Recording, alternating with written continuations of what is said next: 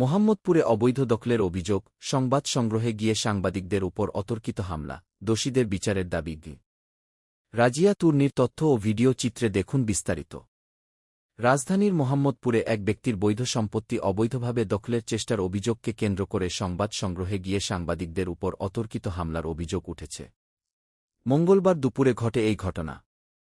ভুক্তভোগীদের দাবি, জালিয়াতি ও ভুয়া কাগজপত্রের মাধ্যমে একটি প্রভাবশালী চক্র বাড়িটি দখলের চেষ্টা চালায়।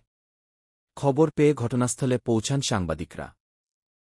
এ সময় অভিযোগ অনুযায়ী একদল সশস্ত্র ব্যক্তি সাংবাদিক ও প্রকৃত মালিকের উপর হামলা চালায়। পরে প্রশাসনের দ্রুত হস্তক্ষেপে পরিস্থিতি নিয়ন্ত্রণে আসে এবং বড় ধরনের দুর্ঘটনা এড়ানো সম্ভব হয়।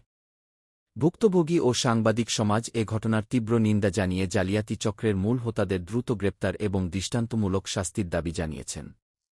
অন্যদিকে সংশ্লিষ্ট আইনশৃঙ্খলা রক্ষাকারী বাহিনী জানিয়েছে, অভিযোগ গুরুত্বের সঙ্গে তদন্ত করা হচ্ছে এবং সত্যতা পাওয়া গেলে জড়িতদের বিরুদ্ধে আইনানুগ ব্যবস্থা নেওয়া হবে।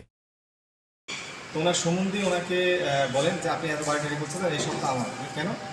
আমার তো এই হেফাজতুল আছে 2008 সালে। উনি 2010 সালে সাতকবা দলিল করে এত কিছু করলো। উনি যখন শুনলো যে 2008 সালে একটা হেফাজতুল আছে, তখন উনি আদালতে মামলা করেন।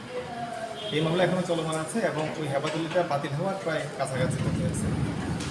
যখন তারা দেখলো যে হেফাজতুলটা টিকবে না, বুঝে ফেলছে, তখন তারা যেটা করলো সেটা স্মরণকালের শ্রেষ্ঠ জালিয়াতি আমরা বলবো। সেটা হচ্ছে ওই যে দলিলটা হেফাজতুল, ওই হেফাজতুলটাকে তারা টেম্পারিং করে। ওই হেফাজতুলকে তারা টেম্পারিং করে কী করে তারা ভিতরের লেখাগুলো চেঞ্জ করেছে। এখন আমরা জানি যে সাব রেজিস্ট্রি অফিসে হেফাজতুলের যে ভলিউম সেটা আলাদা, সাব কপলা দলিলের যে ভলিউম সেটা আলাদা। তো তারা এই হেফাজতুলটাকে সাব কপলা দলিল বানায় এবং তারা ভলিউমের মধ্যে কাটাছেড়া করে। এখন এই যে একটা জালিয়াতিপূর্ণ দলিল, এই দলিল দিয়েই তারা কি করলো, তারা পরবর্তী নামজারি করে ফেলছে এবং অবাক কাণ্ড, মাত্র একদিনই নামজারি কমপ্লিট হয়ে যায়। এটা আমরা ADC revenue Rafiul Alam sir সাথে কথা বলি, উনি অবাক হয়ে যায়। উনি তাৎক্ষণিক বলেছে যে ঠিক আছে আপনারা আবেদন করেন, আমরা যেহেতু আপনাদের উপরে একটা বিষয় হয়েছে, আমরা যত দ্রুত সম্ভব আমরা সমাধান করতেছি অফিসিয়ালি। আমরা অলরেডি গত পরশু আমরা অ্যাপ্লাই করেছি এবং 10 তারিখে ডেট আছে এবং আমরা আশা করি যে আমাদের পক্ষে এটা চলে আসবে। এরপরে এই যে জালিয়াতি যেটা জালিয়াতি করলো রেজিস্ট্রি কমপ্লেক্সে এবং নামজারি একদিনের মতো নামজারি করে ফেলছে ওই ভুয়া দলিল দিয়ে, এটার বিরুদ্ধে আমরা একটা আদালতে মামলা করেছি। আমি একটু মামলার কপিটা যদি আপনাদেরকে দেখাই। এই মামলাটা বর্তমানে সিআইডিতে আছে। এটা যদি আপনারা একটু দেখেন, এটা বর্তমানে সিআইডিতে আছে। আপনাদেরকে আমরা একটা পেপারস একটা সেট দিয়ে দিব।